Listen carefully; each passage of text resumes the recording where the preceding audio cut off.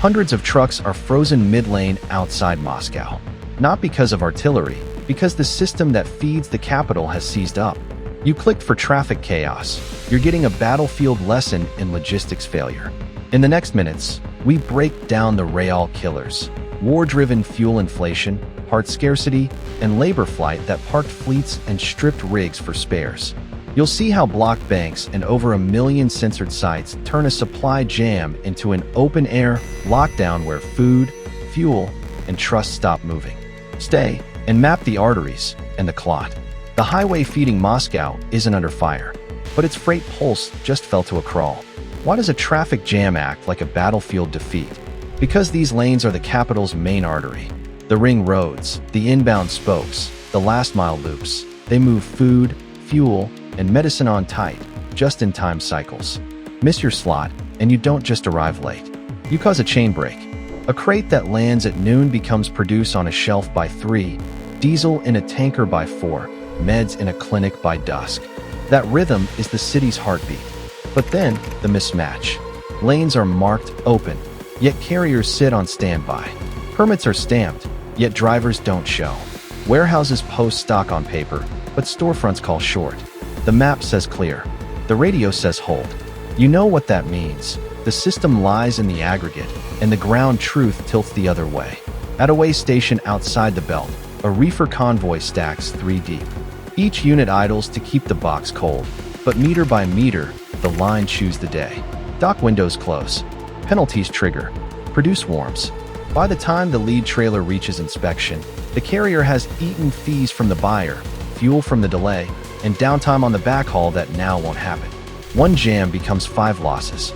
War-driven costs pound the math. Fuel climbs until the per-kilometer burn blows past capped rates. Insurance firms mark up risk across the board. Spare parts run thin, so operators stretch service intervals, then eat failures curbside, alternators, injectors, brake chambers. Every fix costs time, cash, and another missed dock. Think of a heart that still beats with empty chambers. The muscles contract, the vessels hold, but the blood volume isn't there. Trucks exist, routes exist, dispatch screens show orders. The flow is gone. Meanwhile, lenders get jumpy. Repo crews recall assets from weaker carriers, and yards fill with deadlined rigs. Those lots turn into donor fields. Crews pull engines, strip tires, and harvest ECUs to keep a few tractors roadworthy. That keeps a priority lane alive today while shrinking tomorrow's capacity.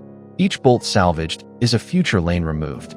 Give it 24 hours of stall on one corridor and supermarket buffers drop. Milk cycles don't wait. Fresh greens don't pause. Fuel stations nudge limits as regional tanks slip out of phase with demand. Stretch it to 48 and buyers change behavior. Hoarding begins on the edges, a second sack of flour here, a few extra liters there. The shelf looks thin, so the hand takes more. Now the charted demand curve breaks. You asked how a few hundred trucks can light the fuse on systemic collapse. Here's the payoff. Missed delivery slots trigger penalty ladders. Penalty ladders kill thin-margin carriers. Wholesalers, seeing gaps, ration stock to favored accounts. Retailers, facing empty spots and rising fees, chase loads with cash they don't have, torching savings to win bids that used to be routine. Prices tick up at the counter, not from greed, but from friction. The city burns money to stand still. In the mess, labor rules clock out drivers stuck in line. Reefers sip their own profit through the tank, and the return trip that pays the week evaporates. Dispatchers reshuffle, buyers rebook, and the day's plan becomes tree-off. You can keep that going for a shift, not for a week. The highway isn't the only artery. Moscow runs on bandwidth and bank rails, too. When those seize, the clot hardens, and the beat falls out of sync. What happens when you throttle the internet and freeze the banks in a system built on apps, e-invoices, and digital dispatch? You cut the brakes on coordination. Then you lock the steering. The rig keeps rolling, but no one can steer it where it must go. Civilian logistics here runs on digital scaffolding. Load boards post lanes by the minute. E-way bills tie a specific tractor to a specific pallet with a code that updates as the wheels move. Telematics pings speed, route, fuel burn, and arrival windows.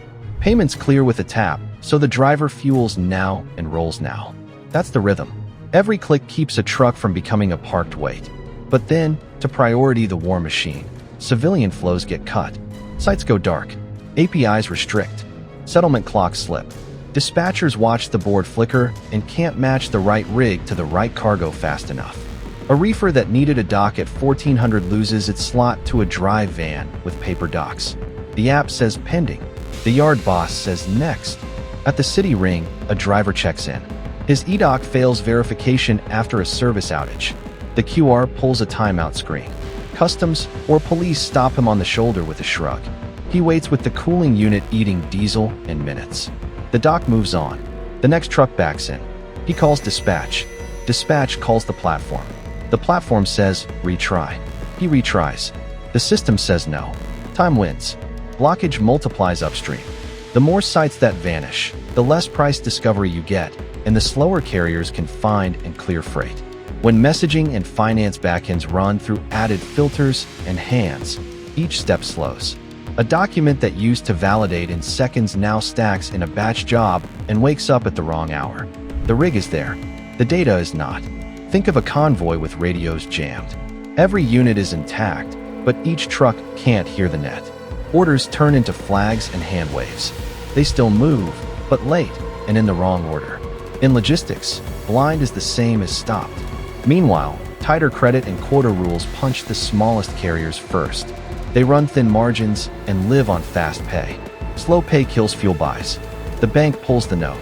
Yards fill with repossessed trucks tagged awaiting sale. They won't sell, not at rates that make sense. So surviving firms walk the rows with tool bags. They pull high-value parts to keep priority lanes alive. An engine here, a transmission there, ECUs wrapped in rags. Each save today deletes a truck from tomorrow. Every delay multiplies the pain. Drivers hit time limits under labor rules and must park. Reefers drain their tanks and the load skews warm. Fees stack. Storage, missed slot, standby. The backhaul vanishes because the clock died. Now the math flips from thin profit to certain loss, and that choice pushes the next driver to switch off the app and head home. You asked why vehicles are being stripped and how inflation locks the loop. Rates are capped by old deals and policy. Costs spike with fuel, parts, and risk. The spread goes negative. Cash dries up. To survive the week, firms cannibalize fleets, harvesting the parts that markets can't source at same prices. Capacity shrinks. Shortage hardwires itself into next week's schedule. Prices move not because someone wants them to, but because the flow is broken and the fix is slower than the bleed. Meanwhile, states that keep the rhythm, fuel, finance, freight, gain reach without firing a shot. That quiet contrast is the battlefield you don't see at a checkpoint. Modern power is tempo. If goods, data, money, and trust stall, force projection shrinks at home before it fails at the front. You don't win with tanks alone. You win with flow. Lose the rhythm, lose the reach. What would you do right now? Comment your choice below. Unfreeze credit first, free the data lanes, or flood fuel. If you want the tactical mindset that wins these battles, subscribe now. Your call sets the cadence. The arteries decide the war. Keep the rhythm, or watch the capital starve in slow motion. Every delay compounds. Every fix costs more tomorrow than today. Tempo rewards those who move first.